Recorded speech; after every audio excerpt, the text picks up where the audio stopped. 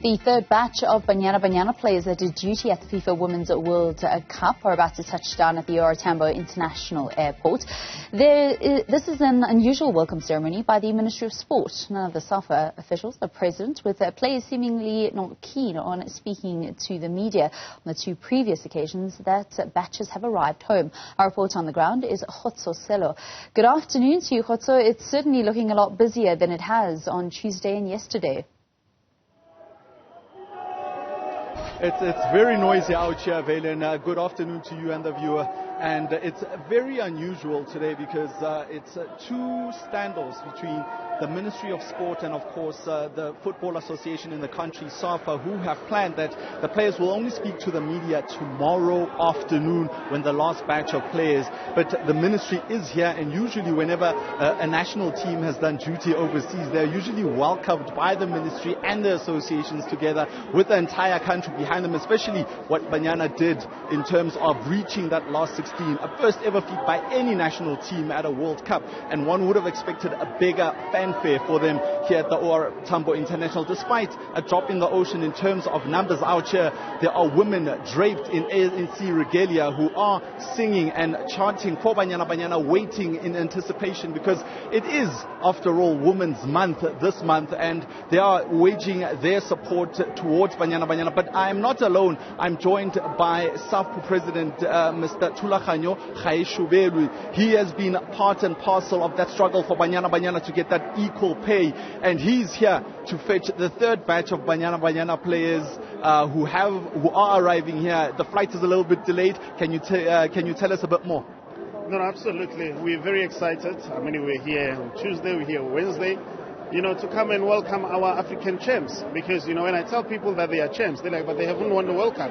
That's it, regardless. To us, they are champs, precisely because they have made a clarion call that says their game must be professionalized. But secondly, we would have expected that Safa would have made proper arrangements, that they charter the girls, the entire team. Because when you go back, you look at Tuesday, those who arrived there, it was very cold. Those who arrived yesterday, it was very cold. Only today, there's about 12 players. So if we had prepared much better, we would be having them. But having said that, we are very excited. And our wish, like we pronounced yesterday, is that the players must get what's rightfully theirs, because they deserve nothing but respect. And we're hoping that as soon as the money from FIFA gets into the coffers of Safa, it will be automatically transferred. We're hoping that, like we said, and we are reiterating this point, that all the agreements, the 230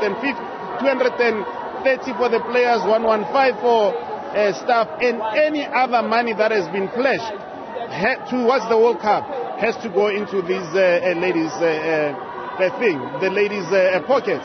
Do you know what I mean? So we are very happy. It's Women's Month.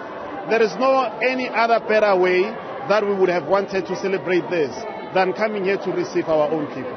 So, before the girls left, it seemed like everything was good and well. Hands had been shaken in the boardrooms, and it seems like that hatchet has still not been buried, because it doesn't seem like the association is coming to the party in terms of having a proper fanfare arrival for the girls. It also looks a little bit sketchy when the Minister of Sport is here, but the association is not here. The girls are not talking. Is there something we need to be worried about here? Well, I'm not too sure exactly what's happening, but I would have preferred that there would have been a proper preparation. But the question that you're asking about, this fanfare, when you look at the stadium, when we play, whether it's Bafana or what, we cannot organize properly. We cannot go out there and ask the supporters, or maybe speak to the supporters so that they can then support. It tells you so much about what's happening at the national level. It tells you as what's happening administratively at Safa. And we're hoping that these things would happen. You are quite correct.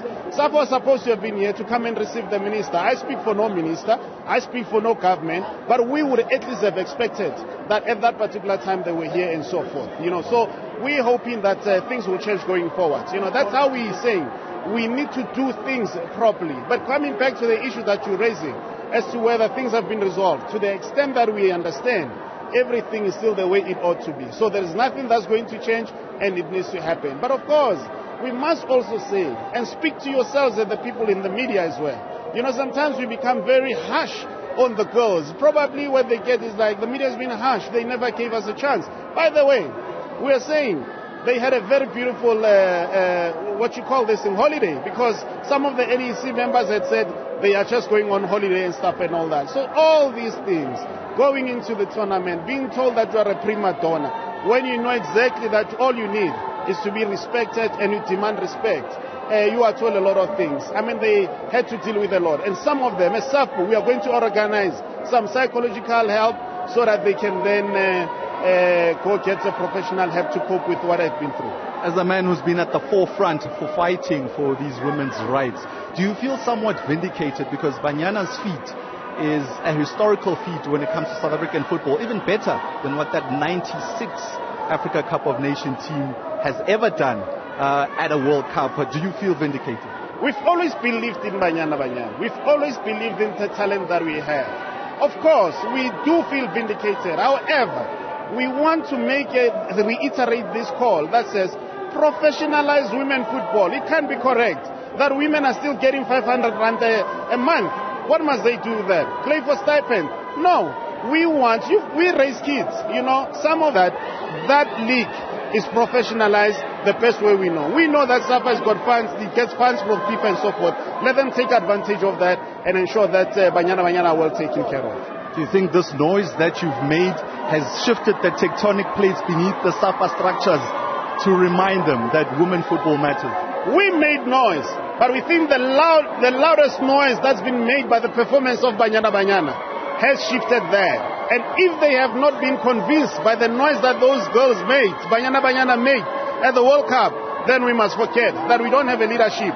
We really need to sit down, rethink and go back to the drawing boards. And at that particular point we'll do. But we'll continue supporting this cause. Thulaganyo Gaishubelu, thank you so much. Some strong words from Thulaganyo Gaishubelu. But in my background, the fans are continuing to sing, waiting for their heroines and trying to make sure that they get the heroes welcome that they deserve, even though it was not, properly planned. But, the fans are out here in their numbers. Some of them have even bought balloons and looking all colorful. We can see Mama Joy in the background and Saddam, the famous faces of South African football on the stands.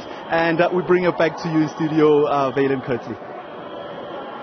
Thank you very much, Khotso Sello and Safa have announced that there will be a press conference when the coach of the team, Desiree Ellis, lands tomorrow from Australia.